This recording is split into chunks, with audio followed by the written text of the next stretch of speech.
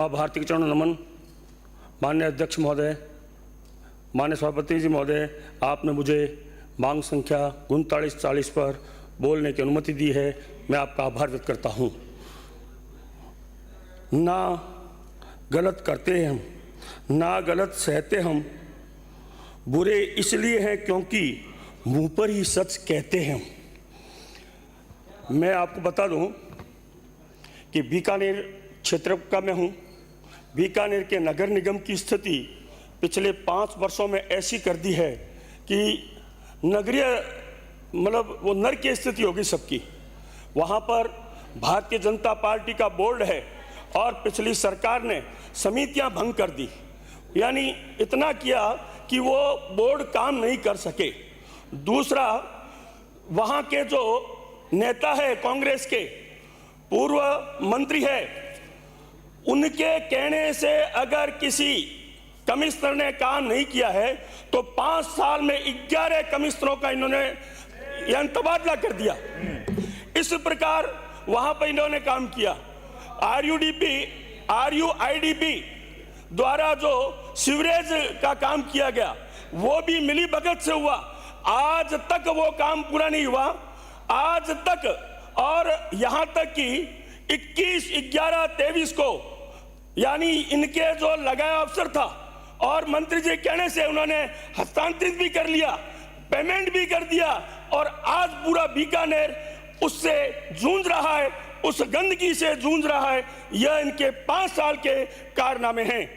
मैं आपको बताना चाहता हूं, नगर विकास न्यास जिसमें इन्होंने आज यानी 5 साल में अध्यक्ष भी नहीं बिठाया, वहां भी स्थिति यही रही। जो सचिव इनके कहने से काम नहीं करता था उनका तुरंत ट्रांसफर कर देना।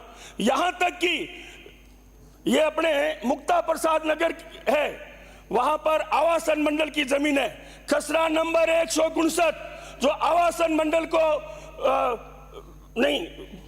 आवासन मंडल की जमीन है, और खसरा 159 वो रेलवे के उत्तर की तरफ है, और दक्षिण की तरफ जो आवासन मंडल की जमीन थी उन्होंने खसरा नंबर 159 वहां फिट करके और गलत तरीके से UIT ने 90B से उनको वो देकर और गलत तरीके से उन्होंने वहां कॉलोनी काटनी शुरू कर दी। उस पर उनका पूरा कब्जा उन्होंने कर लिया। आवासन मंडल की जमीन पे और भी कब्जा कर रखा है।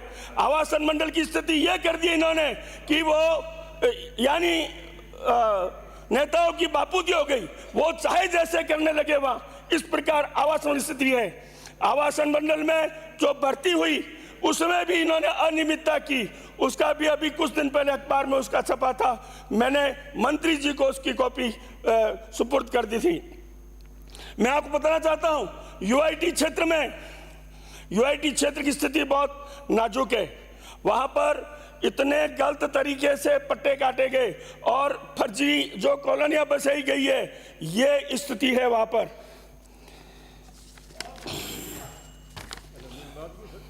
मैं आपको और बताना चाहता हूं कि मेरी जो मांग है कि मेरे जो निगम का क्षेत्र है वहां पर सुलभ शौचालय जो अभी जो बनाने थे और ज्यादा चाहिए, और बीकानेर का जो UIT है उसको बीकानेर डेवलपमेंट अथॉरिटी के रूप में उसको कर्मोन्नत किया जाए। UIT की मूलभूत सुविधाएं हेतु अलग से बजट दिया जाए।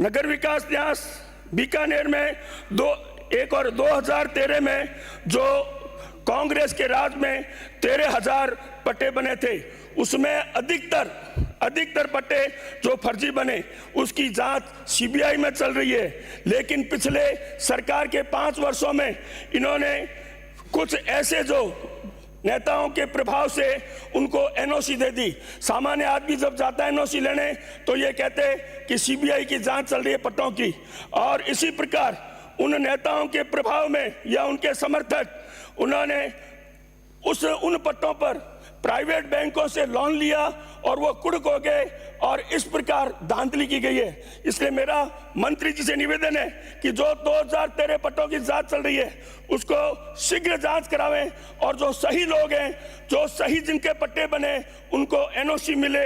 यह मेरा निवेदन है। भारत माता की जय।